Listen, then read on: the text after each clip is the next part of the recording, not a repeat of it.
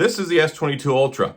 And depending on where you live, what region you're in, if you have the Snapdragon model or the Exynos Samsung chip, it can really determine what kind of experience you have with this phone, because the Snapdragon 8 Generation 1 is a fantastic chip, and the Samsung Exynos 2200 chip is not a fantastic chip. And that hopefully looks like it's coming to an end, starting with the Samsung Galaxy S23 series phone. And I'm really excited about that because for years, these Exynos chips have plagued people that have been using them. They've not been as efficient, they've not been as optimized, the heat on them and the battery life is not good. Almost every time without fail, when there's a Samsung launch, I'll get a lot of comments about people who are happy about the phone, who like certain things about it, who like the performance, the reliability, etc., etc. And then you'll have these comments talking about how poor they are. And then it's always somebody who's got an Exynos chip in their phone. And for those of us in the US, we've been very blessed and very fortunate. We haven't had to deal with that problem. In fact, the only phone that got the Exynos chip over here for us that was a flagship was the Samsung Galaxy S6, I believe is what it was here in the States. Every other one has had the Qualcomm Snapdragon chip. It's much, much, much better, and it's more optimized. And thank goodness this isn't something people should have to deal with anymore moving forward. Now, as long as this comes to fruition, from what we've seen in the indications and what's being signaled by Samsung, is they're assembling what they're referring to as a dream team to create a new chip that's supposed to hit the market in 2025, which is supposed to be designed to compete with Apple and their chipset. Because right now, Samsung and the Exynos chip, nowhere near what Apple's doing. And until they can get on the same page, they're not going to be able to compete in a unified and positive manner, because the Exynos chip just is not that great. It's kind of a second-rate chip compared to what you get with the Snapdragon 8 Generation 1. Even the Dimensity chipsets, I think, are regarded across the board as being a better chipset now, and Samsung is not going to put a Dimensity chip in their phone. At least I don't think that they will. So if this goes ahead and happens, it's going to be great. And from what I know, the Exynos chipset program for the flagships is put on hold because they want to move forward with this new chip starting in 2025. So hopefully, fingers crossed, this means that in 2023, when we get the S23 and S23 Ultra, across the board, it should have a Snapdragon chip in it.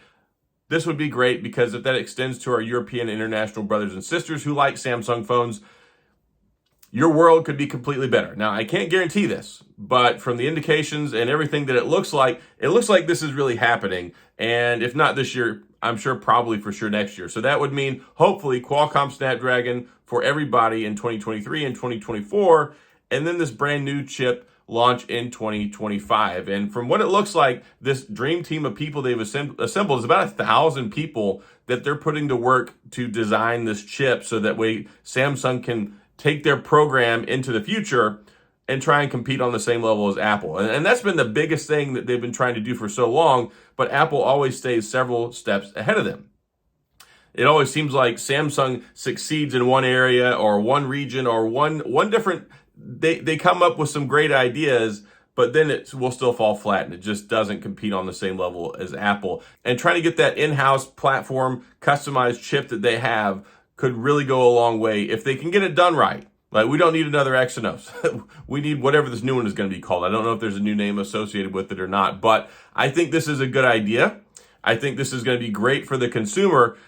Even in the absence of 2 years of no Exynos chip, if that's what happens, that would be fantastic because the Exynos chips are not good. They're not. And I don't think there's going to be a lot of people out there that are going to disagree with me on that one. I know that there's probably one or two people maybe that are amazing, like super Exynos chipset fans. I had hope for it.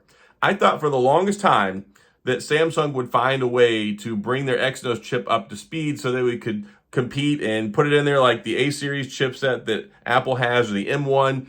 They're doing amazing things with their in-house silicon. Even if you look at Google now, they're trying to do the same thing with their Tensor chip. So Samsung really needs to get their butt in gear. They need to get this program up off the ground, get it moving, get it running, and into the phones and tablets or whatever else they're going to put it in as quickly as possible. And hopefully this is a big win for the consumer because it hasn't been a win for the consumer. And I think they put so little effort into optimization and design of the Exynos 2200. I think a lot of people really regard this Exynos 2200 as a terrible failure of a chip for the S22 Ultra. And from what I've heard from other people who actually have it, it's an inferior chipset that just does not power the phone the way it's supposed to be. The Snapdragon 8 Generation 1, top notch. It's been a really good experience, optimized well, especially when it comes to like the camera and stuff like that.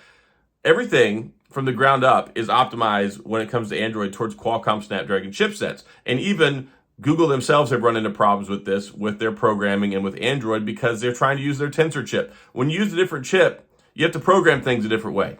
And when you keep having the same chip with Samsung or the same chip with Qualcomm, they keep building year after year after year on the same architecture and the same type of chip. Well, it makes it easy for continuity when you're just kind of streamlining everything. But when you come out of left field with like the Exynos, and then you make the Samsung phone, you make the Exynos chip, but then you don't optimize the phone to take advantage of it, well, then it's never going to be as good. It's never going to be on the same page. So that's why I'm happy about it. Hopefully this will finally give everybody a good experience. I'm really hoping that this does come to fruition. And in 2023, 2024, everybody getting the S23 and the presumed S24 phones can finally rejoice and have the Qualcomm Snapdragon chip. And that'll be amazing for everybody, because then we'll all be on the same page. More happy will be here. More happy is coming. And I think that'll be great for consumers. So what do you think? Do you want to see the Exynos chipset die off, at least for the flagships? Even the Exynos chipsets like the 1280 they put in the A53 have not been overly remarkable. I really feel like they've relegated it to a lower level status, a lower priority. And from what I know, they've paused the program, at least on the flagship Exynos. So I think it's time. I really do. There's just so much stuff out there that's so much better in the Snapdragon arena than in the Exynos arena. Even if they hopped over and did a Dimensity chipset, I would be happier with that. And I think most people would be happier with that than the Exynos. It's just not good. Samsung needed to give this up a long time ago. And I said this even a year or two ago. They need to either push forward with it and revamp it, or they need to let it go. And I think it looks like they're finally letting it go, and they're moving on to something bigger and better that's going to be better for everybody. So that's all I got. If you have any questions or comments, please go down in the comment section. I'll get back with you. If you enjoyed the video, please hit the like and the subscribe button and the little notification bell if you want updates when new videos come out. And as always, thanks for being here. I appreciate you watching. I'll see you guys next time.